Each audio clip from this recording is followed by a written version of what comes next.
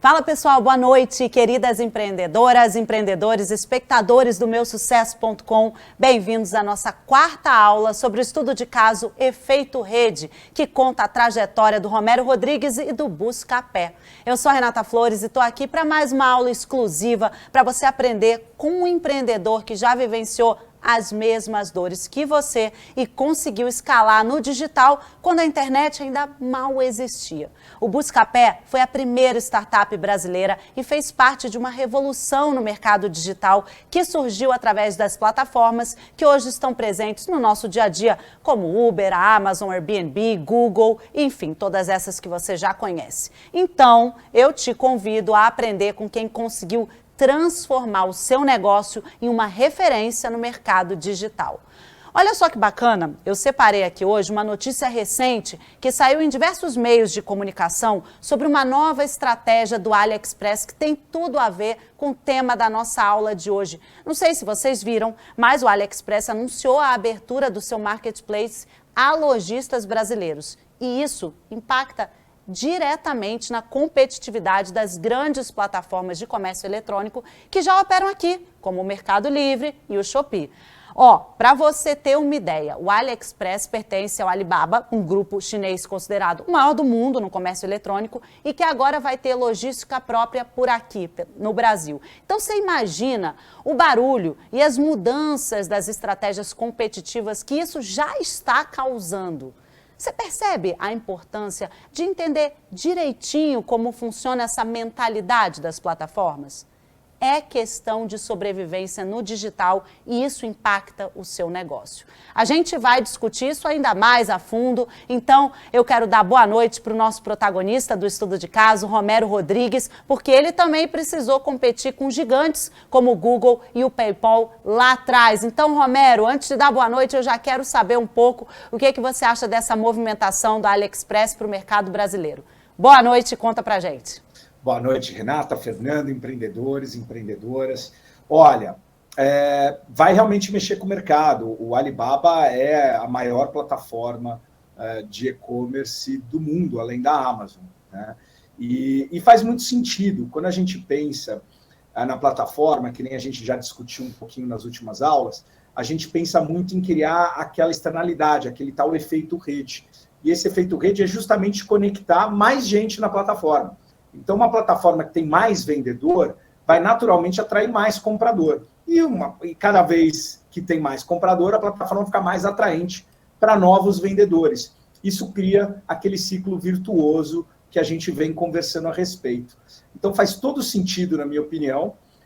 O AliExpress já é usado por uma quantidade enorme, são milhões e milhões de brasileiros que usam AliExpress todos os meses, e agora, além dos lojistas internacionais, vão ter lojistas brasileiros. É um movimento esperado e que vai causar, sim, muito barulho. É isso aí. A gente também tem o nosso professor especialista nesse estudo de caso, novamente aqui com a gente, o Fernando Mulan. O Fernando, com toda a sua experiência em transformação digital e aceleração de negócios digitais. Boa noite, seja bem-vindo novamente, Fernando. Oi, Renata, boa noite para todo mundo que está com a gente. Boa noite, Romero, que prazer estar contigo de novo aqui. É muito bom participar de mais essa aula, mais esse momento espetacular. É isso aí. Olha só quantos insights apenas nesse início de aula e vem muito mais coisa por aí. Agora, na primeira parte oficial da nossa aula, a gente vai falar sobre o mercado competitivo das plataformas. Para introduzir essa discussão, eu vou chamar um trecho do episódio 4, que foi ao ar agora, há pouco tempo, às 20 horas, lá na plataforma do Meu Sucesso. Bora conferir.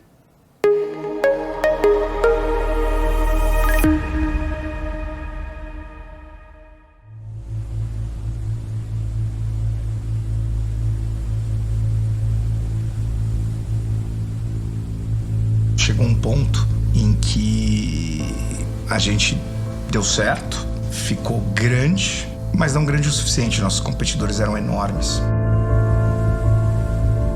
A gente estava competindo com empresas que tinham literalmente dezenas de bilhões de dólares na conta bancária. Eu acho que um grande desafio em geral para as startups é se proteger dessas big techs, né? O Snapchat lançou toda essa questão de stories, o Instagram simplesmente copiou. própria história do Facebook foi muito nisso, né? Sempre pensando quem que era o potencial competidor dele. Não é à toa que ele comprou o WhatsApp por bilhões. Dali podia surgir uma interação social muito mais relevante que era o Facebook.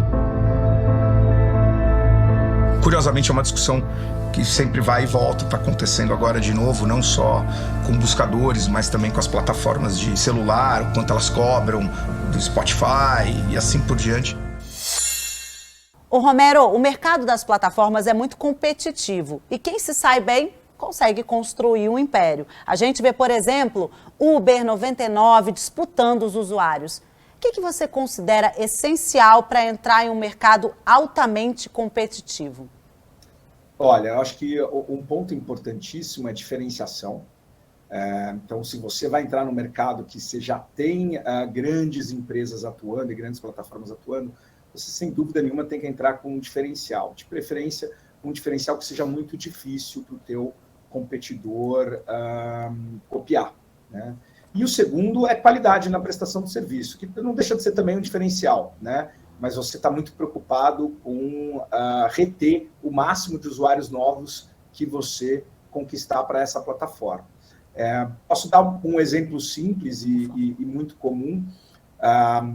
Preço, apesar de não ser necessariamente o ideal, é muitas vezes usado como um diferencial para um concorrente entrar no mercado onde um concorrente grande estabelecido já está presente. E o que esse novo entrante acredita é que, como o concorrente, que já é muito grande, não vai poder baixar o preço, porque ele já tem uma estrutura grande, ele ataca o mercado core, o mercado principal do concorrente, com um preço mais baixo, para atrair usuários, para atrair pessoas para a plataforma dele, e depois lança serviços adjacentes da onde vai vir a maior parte da margem.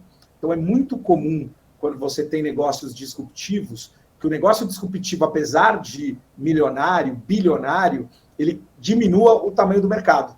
Então, um exemplo, classificados de jornal era um mercado de bilhões e bilhões e bilhões de dólares nos Estados Unidos. O Craigslist, um classificado gratuito, matou esse mercado. Se ele fosse uma empresa voltada a lucro, ele seria uma empresa que faturaria 1 bilhão, mas ele matou 10 bilhões em receita. Então, é muito comum isso acontecer. Então, geralmente, onde você tem grandes empresas, gordas, preguiçosas, sem inovar muito, você tem grande potencial de disrupção. É isso aí. Fernando, complementando essa fala do Romero, quais seriam os requisitos necessários para entrar com força nesse mercado, né? Para perder o medo e enfrentar os gigantes, assim como ele mesmo fez em algum momento da história do Buscapé? Eu acho que o Romero colocou muito bem, Renata, que você tem que ter um diferencial efetivo e você tem que ter qualidade no que faz, né? E eu queria acrescentar um terceiro elemento que, para quem está empreendendo, vai ser importante, depois eu completo minha resposta, que é o relacionamento com o cliente. Então, o único diferencial efetivo no mercado hipercompetitivo em que a gente hoje atua é o relacionamento com o nosso cliente. E aí, para você que está querendo agora lançar seu negócio, querendo arrebentar, destruir os concorrentes já estabelecidos e criar uma nova proposição de valor, eu acho que a recomendação principal é que você tenha um modelo de negócio que seja muito bom para quem está produzindo, né, para quem está lá ofertando dentro da sua plataforma alguma coisa, e para o seu consumidor. Então você tem que entender quem que está ganhando dinheiro, como e onde, e estabelecer um modelo de negócio que seja bastante vantajoso. Você tem que trabalhar com fomentando a interação entre os seus usuários, sabe? Então você vai ter sucesso se você estiver causando o tal do efeito rede, que a gente já falou em outras aulas. O efeito rede nada mais é que você ter todo mundo que está interagindo na plataforma querendo interagir mais, querendo atuar mais, dando valor aos comentários que estão ali, às avaliações, a tudo isso. E, de uma forma ou de outra, ter esse tráfego, ter essa proposição de valor, atuar com estratégia de diferenciação, como o Romero colocou, e prover qualidade no seu serviço, vai garantir que você tenha uma estratégia de entrada no mercado bem interessante. Né? Esse é o meu entendimento. É isso aí. Ó, você que está assistindo a gente, você também considera o seu mercado altamente competitivo, independente do tamanho do seu negócio? Vai pensando aí, porque enquanto isso eu vou para a próxima parte da nossa aula para entender como analisar os passos da concorrência. Dá uma olhadinha em mais um trecho exclusivo que eu separei para você do episódio 4 que fala exatamente sobre esse momento. Roda aí.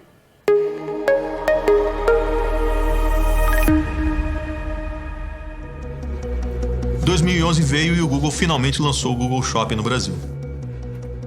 O que a gente tinha mais preocupação era o Google, que, enfim, era 24/7, com recursos infinitos, com um super time em várias geografias, e que tinha um poder de desenvolver tecnologia muito maior que o nosso. No início, acho que eles nem sabiam da existência do Buscapé. Então eles convidaram, fizeram um evento América Latina, e o Romero foi o escalado para representar a gente lá, né? E ali, no meio do evento ali, tá, os dois fundadores do Google, né? O Larry Page e o Sergey Brin, e o Romero abordou eles e falou assim: então, eu sou o Romero, sou do Buscapé e eu sou seu competidor lá no Brasil e na América Latina. Você vai ouvir bastante da gente aí nos próximos anos. Não sei se todo mundo teria essa coragem, né, e essa cara de pau, mas acho que foi um momento bem também de confiança, que a gente estava fazendo um ótimo trabalho. Mas eu diria que essa foi uma boa briga para ter.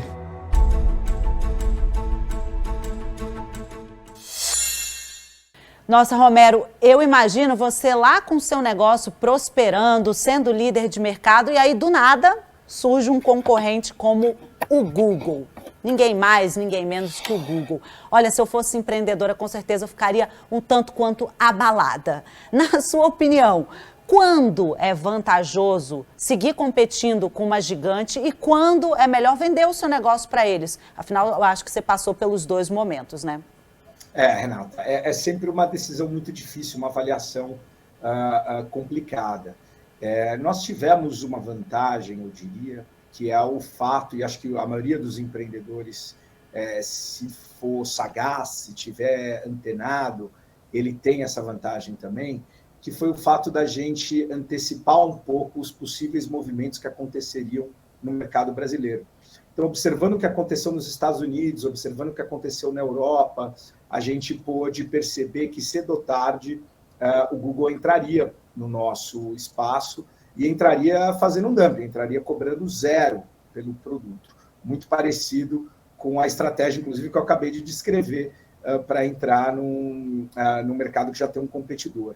Então, a gente se preparou muito para esse momento, tentou diferenciar o produto, tentou criar elementos em que mantivessem tanto o consumidor quanto, no nosso caso, os varejistas na nossa plataforma, independente de aderirem à plataforma do Google ou não, né?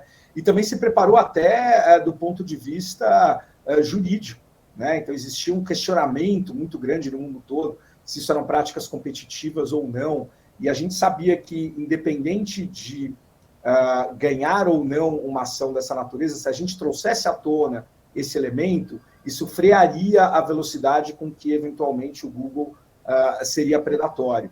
Então, foram aí um planejamento bem complexo, no nosso caso, de multidisciplinar, de diferentes frentes, mas que começou sempre daquela visão do empreendedor de futuro. Então, sempre olhando 5, 10 anos para frente, não só onde estão as dores, os problemas e quão grande pode ser a tua empresa, mas também pensando o que pode dar errado.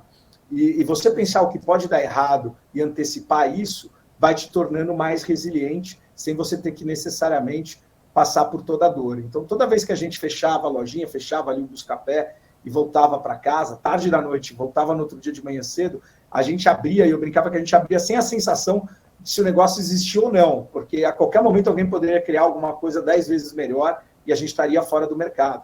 Então, essa sensação, apesar de ser um pouco de paranoia, trazia, obviamente, muito insight de como a gente se preparar para uma eventual competição dura. Haja resiliência, eu tenho certeza que a nossa empreendedora, que o nosso empreendedor já se identifica. Essa história de noite fechar a porta do negócio e de manhã abrir sem saber o que vai acontecer, né? Fernando, como é que então o empreendedor pode analisar bem as estratégias da concorrência para se antecipar, como o Romero acabou de dizer, em relação a ela? Olha, Renato, tem uma frase muito comum no mundo dos negócios que eu acho que vale para esse tipo de situação, que é o seguinte: você tem que manter os seus amigos por perto, mas mantenha os inimigos mais perto ainda, entendeu? Nós estamos falando do mercado, para quem vai trabalhar com digital, por exemplo, o e-commerce no Brasil, de acordo com a Web Shoppers, né, que é da Ibit, que é da Nielsen, que foi uma empresa do Grupo Buscapé, No ano passado, o e-commerce atingiu 87 bilhões de reais em faturamento, um crescimento superior a 20%, ano contra ano, foi quase 40%. Né? O Brasil está projetado para ser o 6º país de maior crescimento no e-commerce nos próximos 5 anos, de acordo com o site Statista, é uma das principais fontes de informação do mundo da internet de referência para quem trabalha com isso. E aí, se você não for um pouco paranoico, como o Romero falou, e você não souber claramente o que está acontecendo, vai ter alguém que vai entrar no mercado e vai destruir o seu negócio iniciante, né? Então, o que eu recomendo para você que está empreendendo? Primeiro, seja paranoico, a palavra é essa. Segundo, se for trabalhar com internet, olha lá para fora, entendeu? Porque são poucas ideias que são de fato originais em toda a sua essência. Algumas têm um elemento ou outro de diferenciação, mas o Brasil é um mercado que ainda está em construção. Os Estados Unidos, a Inglaterra, a própria China, são mercados que já estão mais avançados no digital e que podem trazer referência para a gente copiar e colar aqui, seja para lançar um novo modelo de negócio, seja para poder, inclusive, aprimorar o nosso, ou seja, para entender como o Buscapé fez o que estava vindo lá de fora pelo Google, né? Essa seria uma outra dica. E uma terceira dica que parece muito básica, mas também a gente vê aí quando vai assessorar startups, quando vai conversar. Eu acho que vale o Romero fazer mais uma palhinha aqui, que afinal ele trabalha muito com isso, até bem mais que eu. Mas uma coisa que eu vejo muito dos empreendedores é o seguinte: você pergunta qual que é o seu concorrente. E aí, ou eles não navegaram, ou não conheceram, ou não estudaram, ou não se aprofundaram, ou subestimaram. E aí, quando o concorrente está trabalhando ali como eles e desenvolve um modelo de negócio mais robusto, é tarde, entendeu? Você tem que estar sempre procurando se antecipar, né? Não sei, Romero, você tem visto muito isso no ambiente de empreendedorismo, né? Como é que você percebe essa questão? Eu acho que nunca a curiosidade foi tão importante. Quer dizer, o empreendedor que não é curioso para saber o que está acontecendo no espaço dele, em outros países do mundo, e não tem mais desculpa, né? Porque o Chrome traduz para qualquer língua, né? Você tem cobertura de modelos de negócio novos em todo lugar do mundo. Quer dizer, é óbvio, é muita informação, mas nunca se teve tanto acesso. Antes essa informação ficava limitada para as pessoas que tinham capacidade de viajar para fora, de ter estudado em alguma faculdade em outro país do mundo. Não existe mais essa desculpa, né? Essa desculpa acabou. E o Fernando acho que tocou num ponto muito legal, que é o seguinte: a gente está falando aqui muito de diferenciação, e você tem que se diferenciar, sim, dos teus concorrentes locais. Mas se tem alguém fazendo um negócio muito bacana lá fora e ninguém está fazendo aqui, ou mesmo que já estejam, cara, não tem problema nenhum em copiar. Tem uma frase boa que é o seguinte: copia primeiro e depois melhora. Né? Então, óbvio, só copiar um concorrente local não vai adiantar, mas você se inspirar num benchmark e trazer essas ideias para cá. A gente fez isso no Buscapé, né? A gente lançou o Buscapé. Quando a gente começou o Buscapé, não existiam outros sites de comparação de preço, mas aí um foi lançado antes do que a gente. E a gente começou a se basear nele para poder entender como é que estava a evolução do mercado norte-americano, que ia, sem dúvida nenhuma, ser provavelmente um norte para a gente aqui no Brasil. É isso aí. Eu queria refletir mais sobre isso. E vocês? Então é aquele momento de aquecer o nosso chat. Eu te pergunto, quais estratégias você aplicaria no seu negócio diante da ameaça de grandes concorrentes? A. Adquirir outras empresas para fortalecer o portfólio? B. Estabelecer um modelo de receita recorrente? C. Implementar um programa de benefícios para os clientes fiéis? D. Ou você não entraria nem nessa disputa? Escreve aí no chat para a gente entender o que você imagina. Bom, agora vamos evoluir mais um pouquinho para chegar no assunto gestão. O que a gente pode fazer para manter uma empresa competitiva em ordem? Eu separei mais um trechinho do episódio 4 para a gente entrar nessa questão. Roda!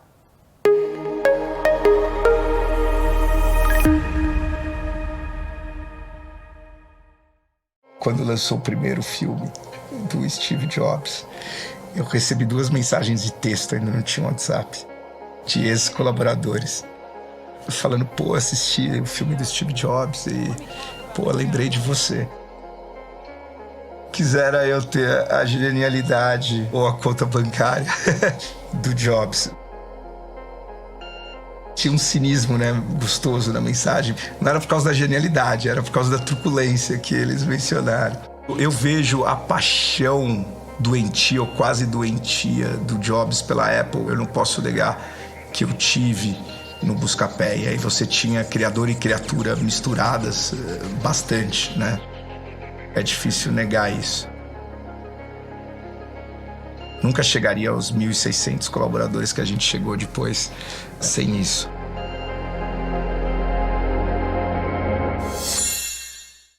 Romero, então eu entendi que você é o nosso Steve Jobs brasileiro.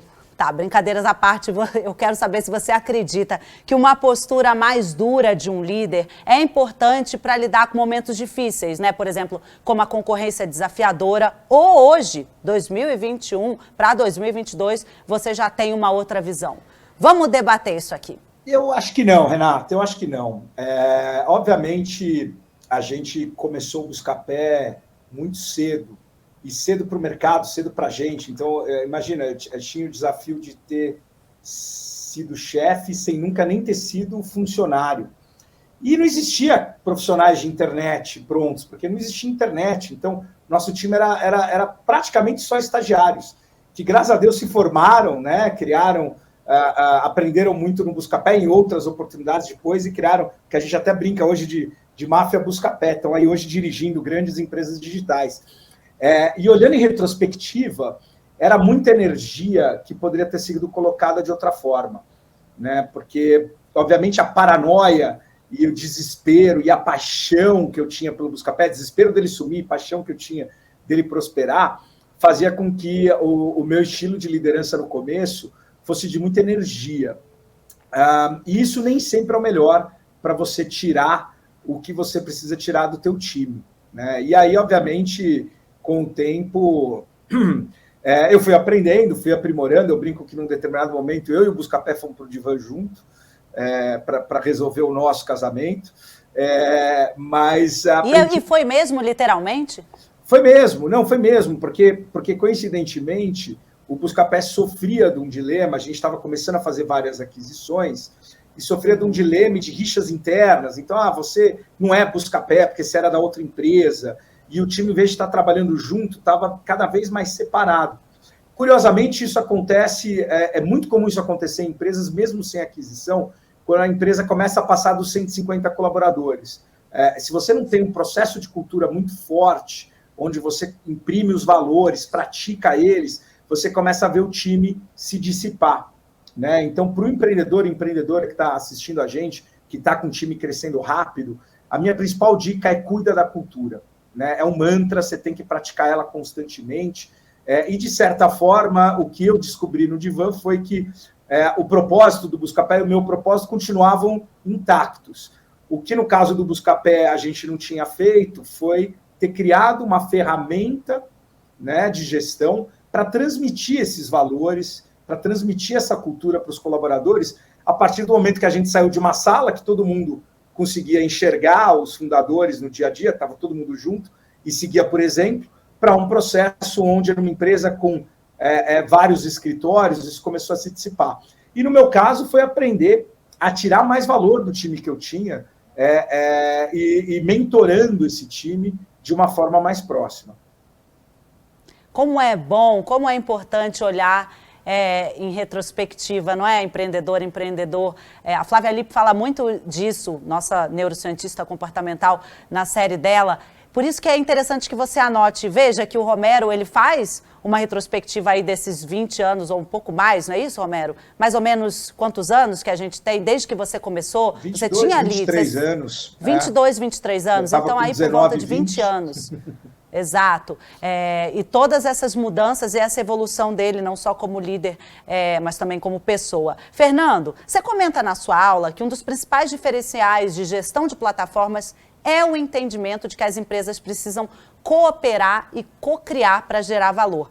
Queria que você explicasse isso um pouco para a gente. O que significa aplicar a coopetição, essa palavra, coopetição, em todas as relações, seja entre empresa concorrente, empresa cliente, empresa funcionário? Perfeito, Renata, a palavra é essa mesma, né? E ela surgiu de uma teoria que a gente não vai aprofundar aqui, que chama a teoria dos jogos, né? Em que você discute probabilidades de ter êxito em uma situação que tende ao insucesso. E o que é a coopetição? Ela mistura as palavras competição e cooperação, e é uma necessidade de negócio que não é de hoje que ela surgiu, tá? Você tem exemplos aí do início do século XX, por exemplo, nos Estados Unidos, quando surgiu o carro, quando houve a Ford começou a fabricar o carro em escala massiva, a indústria de automobilística se uniu.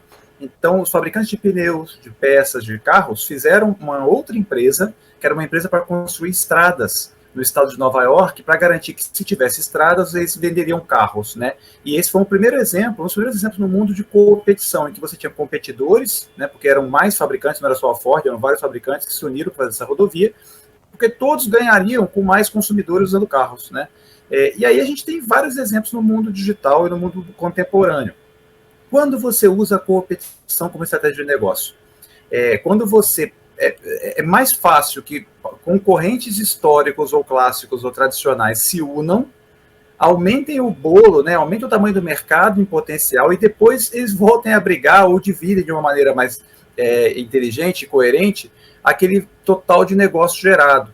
Então, quando você tem mercados que são hipercompetitivos, que estão em construção, acontece muito essa competição de empresas que são diferentes, que se unem, e a partir dessa união, elas trabalham de uma maneira mais integrada, complementando suas diferenças, suas fragilidades, para terem mais forças juntas, desenvolvendo o mercado, e você aí vai poder depois ver o que acontece com esse mercado desenvolvido. Para quem é o nosso público que está aqui na live, né, o pessoal que é pequeno, médio empresário, isso pode ser muito importante, gente. Então, procurem parceiros de negócio que, a princípio, não competem com vocês ou que não são competidores diretos e tentem estabelecer relações de parceria e proximidade de maneira que vocês juntos desenvolvam novos modelos de negócio, porque todo mundo vai ganhar. Isso é bastante comum. Legal, obrigada, Fernando. Você que está aí nos assistindo, você se sente mais preparado para enfrentar gigantes com tudo isso que a gente aprendeu hoje, que a gente aprendeu até aqui? A gente já deu um passo adiante, né? Quero, então, chamar os nossos assinantes para fechar essa aula com os seus questionamentos e que vocês todos se sintam contemplados com as respostas do Romero e do Fernando. Nosso primeiro assinante da noite. Olá! Boa noite a todos e a todas do meusucesso.com. Eu sou Maria do Rosário, conhecida como Zarinha Martins. Moro no município de Timóteo, região metropolitana do Vale do Aço, interior do estado de Minas Gerais. Sou empreendedora e tenho uma empresa que se chama Zarinha Martins Desenvolvimento Pessoal e Profissional recém-aberta. Os meus maiores desafios estão sendo a falta de recursos financeiros, a falta de recursos tecnológicos para poder competir nesse mercado tão grande que é a de cursos, tanto virtuais quanto presenciais. Por isso eu pergunto ao empreendedor Romero, como eu posso chegar no mercado tão competitivo com poucos recursos como os citados? Muito obrigada. A Zarinha, nossa sócia, ela já trabalha com cursos online e presenciais há algum tempo, sabe, Romero? E ela quer entender, porque não tem sido fácil esse ano de pandemia para a Zarinha, e ela quer entender sobre recursos financeiros e tecnológicos para ela aprimorar o seu negócio. O que você poderia dizer para ela? Olha, a minha dica para você, Zarinha, é usar, na parte tecnológica, é usar muito do que já existe de plataforma. Não reinventar a roda. E começa simples, depois aprimora. Então, tem várias plataformas disponíveis onde você pode criar conteúdo, disponibilizar conteúdo. Seja redes sociais, seja plataformas de conteúdo digital, como Hotmart e outras, seja plataformas de curso EAD, seja gravando vídeos curtos ou um pouco mais longos, distribuindo em grupos de WhatsApp, listas que você tenha de WhatsApp, um número gigantesco de influenciadores, que hoje são nomes muito fortes em vários mercados, começaram assim. Então, na parte tecnológica, eu acho que é um passo por vez, usando o que tem, e não precisa criar sua própria plataforma, se de repente o seu diferencial está justamente no conteúdo. Tá?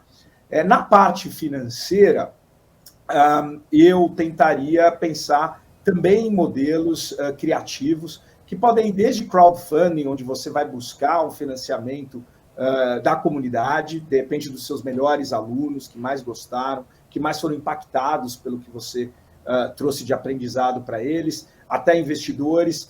E, obviamente, muitas dessas plataformas já gerenciam pagamento, divisão de receita.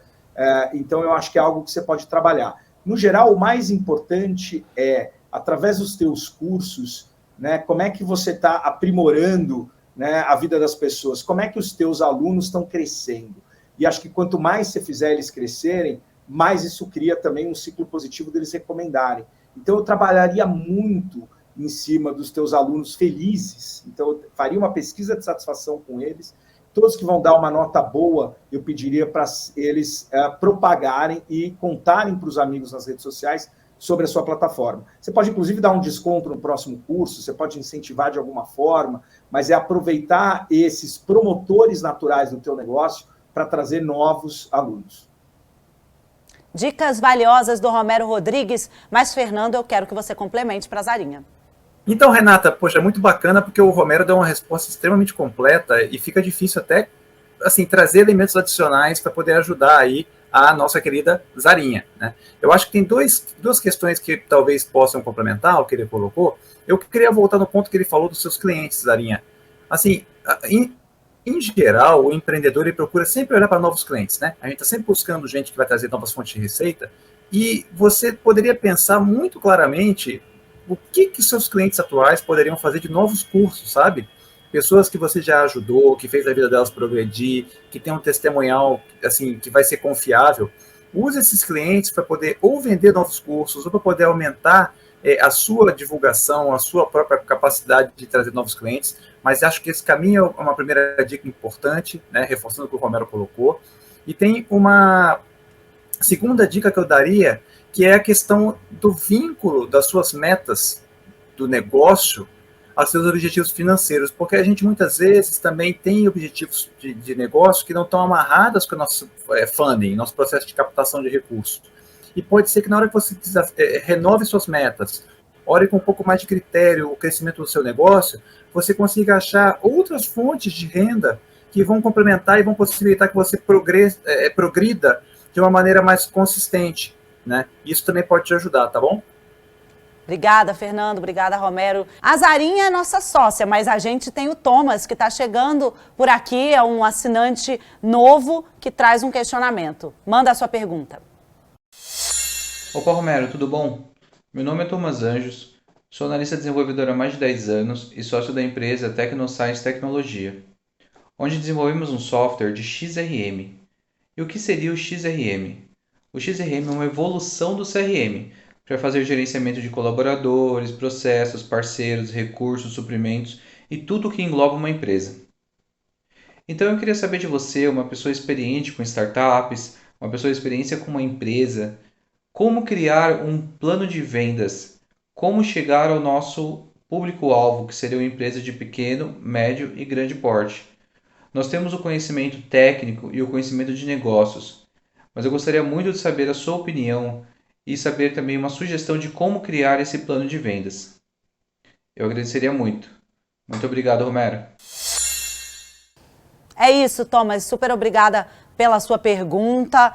Um plano de vendas para um negócio que parece ser disruptivo, que você está contando aqui para a gente. Romero já tem uma sugestão para você. É isso, Romero? Olha, Thomas, primeiro, assim, eu gostei da história do XRM. Eu lembro quando a gente começou o Buscapé, que a ideia original era falar que era um site de busca. Eu estava lendo um livro de um cara bom de branding, chama o Rise, ele falou que se você não for líder da sua categoria, crie uma para você vai ser naturalmente o líder. E o XRM, sem dúvida nenhuma, pode ser que seja uma solução, só o futuro vai dizer. Agora, na tua área de vendas, o que eu faria com muita calma é tentar estruturar ela por etapas, por fase. Então, você está me dizendo que você já identificou alguns possíveis perfis de cliente ideal. Tenta aprimorar isso. De que setor que é esse tipo de empresa? Quando você fala que ela é pequena, média, é faturamento, é funcionários, até quantos? Vai testando, até a hora que você percebe que para um determinado público, você tem muita aderência. Na hora que você encontrou esse teu público-alvo, você vai, obviamente, começar a trazer leads, a trazer possíveis clientes. E aí você estrutura a sua área de venda separando por etapa. Uma primeira etapa é quem qualifica esse lead. Então, geralmente é uma pessoa, pode ser um pedaço do tempo de uma pessoa, e à medida que você crescer passa a ser uma pessoa, depois um time com dezenas de pessoas, mas a função dessa etapa é só ver se aquele contato que entrou tem aderência ou não com aquele teu perfil ideal. Ou se tem, você passa para um executivo de vendas, que é uma pessoa mais estruturada e mais preparada para fazer a venda. Se não tem, você descarta, né? Porque, afinal de contas, você não vai ficar fazendo 1000 modificações no teu software conforme cada cliente. Por isso que é importante você entender essa aderência. Aí a pessoa de vendas vai fazer essa venda e quando converte o cliente, se tiver que fazer alguma configuração inicial, trazer esse cliente para dentro da tua plataforma, eventualmente ela passa o bastão para uma outra pessoa que é especializada nisso. O cliente entrou e você considera que ele fez o onboarding. Então, o que é fazer o onboarding? Depende de caso a caso. No teu caso, pode fazer uma primeira transação, fez um primeiro contato com o cliente, emitiu uma primeira nota. Aí quem vai cuidar desse cara é uma área de Customer Success, de atendimento, que vai ter objetivos como aumentar o quanto ele gasta por mês, não deixar ele ir embora, né? Cancelar o contrato, que é o famoso churn, e assim por diante. Então, tem algumas literaturas muito legais, uma que chama Receitas Previsíveis, eu aconselho para você, do Aaron Ross, e que traz justamente essa ideia de dividir no B2B a área de vendas em etapas. E óbvio que se está tudo bem feito aí, você vai fazer toda essa gestão da área de vendas no teu XRM. Não é nem o dia da aula do Ensina do Romero, porque hoje não é quarta-feira, mas ele resolveu hoje dar uma aula aqui, né, Fernando? E agora, faça o seu complemento aí para a resposta para o nosso empreendedor, por favor. Olha, é sensacional, viu? Eu estou aqui na live aprendendo junto com vocês também, porque realmente foi muito boa a resposta. E, assim, eu estou me desdobrando para te ajudar aqui, tá, Thomas, para trazer alguma coisa a mais. Eu acho que uma reflexão adicional para ti é a seguinte: o processo de vendas B2B, processo de vendas para empresa, ele é um processo de vendas que é bem distinto do processo para consumidor, pessoa física, né? Você vai ter aí quem é o decisor de compra, você vai ter quem é o influenciador da compra, e você vai ter até a área de suprimentos, que muitas vezes vai ter que fazer com você a negociação financeira. E aí a minha sugestão complementar a tudo que o Romero colocou é que você estabeleça um foco primário de atuação em vendas para a sua equipe comercial. Eu acho que é difícil você vender ao mesmo tempo para empresas grandes, pequenas e médias. Eu acho que você deveria definir isso um pouquinho melhor, porque você vai ter competências organizacionais e de solução que vão ser distintas, né? A necessidade de uma empresa que tem 50 colaboradores no seu quadro é muito distinta de uma empresa que tem 5.000. E aí, quando você fizer esse detalhamento da característica da sua inovação para cada tipo de cliente, a minha sugestão seja que você tente entender argumentos de venda e linhas de solução para quem decide, para quem influencia e para quem de fato contrata. Então, você vai ter que trabalhar, como o Romero disse, vários elementos do teu pacote, do XRM, para tentar, com isso, fazer suas vendas de uma forma cada vez mais assertiva, mais exitosa e aprender também depois com um pós-venda, tá? Que seria uma outra dica suplementar, que é você, uma vez feita a venda, estar muito próximo do seu cliente, porque quando a gente vende para uma empresa, mais importante do que fazer a venda é garantir que a gente vai ficar dentro dessa empresa e vai gerar mais negócios com ela. Então, isso também é muito importante para você, tá bom? É isso aí, super respondido, Thomas. E muita gente se beneficiou com todas essas respostas. E tá pensando que acabou o assinante aqui hoje? Não, a gente ainda tem o terceiro assinante da noite, William. Manda o seu questionamento. Oi, Romero, aqui é o William Polis, sou da empresa Meu Cliente. E minha dúvida é sobre o Product Market Fit. Nós temos uma retail tech chamada Meu Cliente, que atende pequenos e médios varejistas da área do alimentício. E aí, o que a gente leva para ele é o sucesso dele no tocante trade. E muitas vezes o que a gente entende é que o preço que a gente cobra tem a ver com um percentual daquilo que ele vai ter de retorno, do crescimento do negócio dele. Mas muitas vezes eu percebo que existe uma analogia a empresas de software. Apesar da gente usar software por trás, o que a gente está oferecendo para ele é sucesso. E aí minha pergunta, pensando no PMF, qual que seria a melhor forma de conseguir precificar o produto sem que ele associe o produto atual com referências apenas de sistema? Valeu, Romero. Obrigado.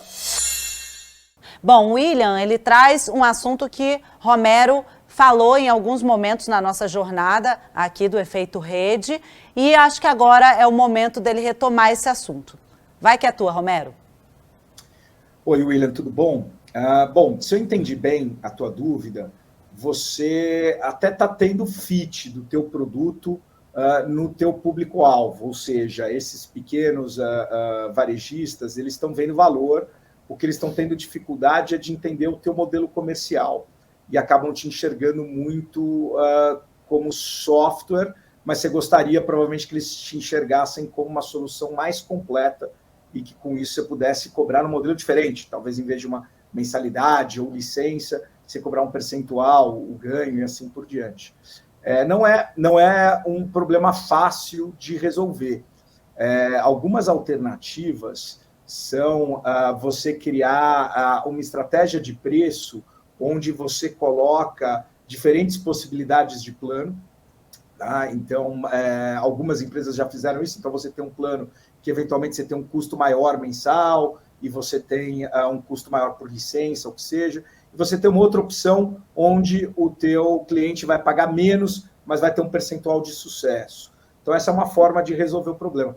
Outra possível forma, entre várias, é tentar entender se não faz sentido você colocar algum componente um pouco mais qualitativo, né? Um relatório, uma reunião de 1 hora com um consultor, que vai sentar com esse cliente no final do ciclo, então um ciclo, vamos dizer que seja mensal, e não só prover o relatório lá na plataforma, porque aí você fica com muita cara de software mesmo, né? É um software, o cara entra, é só software, não tem contato humano. Então, quer dizer, você faz uma videoconferência, alguma coisa, onde o consultor faz uma apresentação e dá algumas sugestões de como atuar e como, usando esses dados, transformar isso em conhecimento e sucesso. Então, talvez se você colocar um componente, e aí eu sei que muda a tua estrutura de custo, muda a tua oferta, você passa a ter uma figura lá na ponta de um consultor ajudando, mas talvez seja uma forma, no mínimo num primeiro momento, de você desassociar essa percepção de ser só software. O que você acha, Fernando? Olha, Romero, eu acho o seguinte, eu fiquei na dúvida, William, com a tua pergunta, se os seus clientes veem valor no que você está oferecendo ou não. Porque se eles veem valor, eu vou presumir isso, tá? Como o Romero assumiu também, cara, talvez o problema seja simplesmente na forma como você está comunicando a sua solução ou na forma como o mercado compra o tipo de solução que você tem a oferecer. E aí você pode fazer um aprofundamento, né, na linha que o Romero trouxe e conversar com mais clientes em potencial ou com usuários atuais da ferramenta para entender como que eles costumam ou desejariam contratar. Porque pode ser que seja só uma questão de você reempacotar a sua proposição de valor, o seu mix de produto, como o Romero disse, para você ter mais sucesso na abordagem comercial, né? Eu acho que uma outra questão também pode ser a seguinte, pode ser que você tenha pensado um modelo de negócio para resolver uma dor, mas que de fato as dores que estão na cabeça dos seus clientes sejam outras. E aí vale você aprofundar como que você pode usar elementos do que você constituiu para poder endereçar aquelas outras dores pelas quais eles estão mais dispostos a pagar e você ajustar esse fit de produto, né? Fazendo testes, de repente você faz um piloto sem remuneração, é delicado isso, tá bom? Você tem que avaliar bem se vai fazer isso ou não, porque muitas vezes você vai fazer vários pilotos e não vai conseguir concluir muita coisa, ou seus clientes não vão depois estar dispostos a pagar, mas é uma estratégia. Para tentar ver a melhor forma de endereçar as dores efetivas que os clientes têm. E por fim, eu não sei se de alguma maneira te ajuda ou não, né? Eu acho que você pode também trabalhar mais junto aos clientes na mensuração efetiva do valor que você gera para eles, porque na sua pergunta, você colocou que a sua solução resolve, né? Você gera negócio para o cliente, você é remunerado por uma parcela dos negócios adicionais que você gera, né? Então você gera receita incremental e isso te dá uma remuneração e eles querem contratar como se fosse um software, como uma licença, como um SaaS, né? Será que você está provando efetivamente que você gera mais valor e retorno? É super difícil provar isso, tá bom? Porque você, em geral, tem dificuldades de cálculo que a gente chama de baseline, que é a premissa, ou ponto de partida, a partir da qual você vai calcular o que é incremento. E isso é difícil de fazer. Então, pode ser que você também esteja tentando propor um modelo de negócio muito disruptivo, que o mercado não está maduro o suficiente para contratar ainda, e aí vale dar um passo para trás, reajustar a sua forma de comunicar, reajustar a sua forma de precificar, e você vai ter muito sucesso, com certeza. Bom, já que a gente está respondendo, eu vou lembrar do quiz, sabe, Fernando? Que eu quero saber qual é a resposta que vocês assinalariam aqui? Vou relembrar a vocês a pergunta que é a seguinte do quiz. Quais estratégias você aplicaria no seu negócio diante da ameaça de grandes concorrentes? Então vamos lá, letra A, adquirir outras empresas para fortalecer o portfólio. B, estabelecer um modelo de receita recorrente. C, implementar um programa de benefícios para os clientes fiéis. Ou D, você não entraria nessa disputa nem que te pagassem. E aí? Renata, olha, na aula passada eu discordei um pouco do quiz, né, e acabei não assumindo nenhuma das opções que estão disponíveis para os nossos, a nossa audiência poder comentar. E agora eu devo dizer que o meu caminho é o oposto. Eu acho que as 3 estratégias são altamente válidas, a depender do seu concorrente, a depender do seu momento de mercado, a depender da necessidade concreta que você tem. Então, qualquer uma delas poderia ser muito bem sucedida. E tem uma 4ª estratégia que também poderia ser válida, que é o fato de você fazer uma joint venture, uma associação, uma parceria com um outro concorrente de tamanho menor para juntar forças e poder enfrentar um concorrente que vai entrar com mais força no seu mercado. Isso também é uma estratégia de competição, como a gente falou agora há pouco, que pode ser válida para que você multiplique o seu negócio e traga mais resultado. Então, eu não sei qual a opinião do Romero, mas eu, pelo menos vendo a história da Buscapé e vendo outras empresas bem-sucedidas como a dele, essas 4 possibilidades me parecem bastante coerentes, tá? Concordo, agora eu vou para o Romero. Teve um pouquinho de tudo até no nosso caso, né?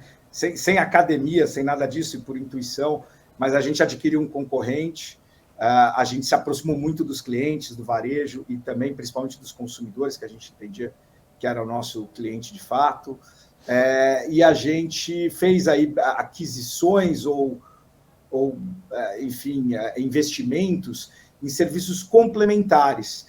Então, a gente não necessariamente teria tempo para criar tudo que a gente precisava para estar preparado para a competição. Mas a gente sabia que, por exemplo, ter uma ferramenta de pagamento era muito importante. A gente fazia muito uma analogia do Buscapé ser o shopping. Então, se eu sou o shopping, eu quero ser a maquininha do cartão também, porque aí eu tenho o momento de compra na mão realmente. Então, a gente fez um investimento numa startup, que era pagamento digital, passou a virar Bcash depois, justamente para tentar diferenciar essa oferta. Então, concordo com o teu último ponto também, e às vezes pode ser exatamente no segmento que você está, às vezes pode ser justamente em algo complementar que vai fazer a sua oferta ficar bem diferenciada. Muito obrigada, Romero e Fernando. Olha, eu espero que vocês tenham gostado do conteúdo que a gente preparou, que ele tenha sido útil para o negócio de vocês. Infelizmente, a gente está chegando ao fim de mais uma live class. E, Fernando, é sempre um prazer ter você por aqui, contribuindo com o aprendizado na vida de várias pessoas que desejam aperfeiçoar o seu negócio. Te espero na próxima live class de número 5, viu? Renata, o prazer é todo meu. Boa noite para todos. E, de fato, eu também estou aprendendo aqui com as aulas que o Romero gentilmente está compartilhando conosco. Então, uma boa noite. Muito obrigado por estarem aqui. Até a próxima aula. Até semana que vem, Fernando. Romero, obrigada por estar sempre com a gente em mais uma live class, contando toda a sua experiência de vida e de negócios. A cada semana, como o Fernando disse, a gente aprende muito mais e se inspira com a sua jornada. Obrigada. Eu que agradeço. Está sendo um prazer enorme compartilhar com os empreendedores, todos que estão acompanhando a gente um pouco dessa trajetória e trocar e aprender aqui com o Fernando. Obrigado, Fernando, mais uma vez. Boa noite a todos. Obrigado, Renata. É isso aí. Pessoal, nossa aula de hoje foi muito bacana, mas ainda tem muito mais por aí. Temos mais 2 live classes para fechar a jornada do Romero Rodrigues. Eu lembro a vocês que esse é um estudo de caso, por isso, quarta-feira, às 20 horas, a gente tem aula com ele, Romero Rodrigues, lá na plataforma do Meu Sucesso. E na sexta-feira vai ao ar uma super aula com o professor Fernando sobre como gerenciar plataformas para garantir vantagens perante a concorrência. Vale a pena assistir essas 2 aulas. Eu vejo vocês na próxima semana em mais uma live class. Muita saúde, bons estudos a todos. Até segunda-feira que vem.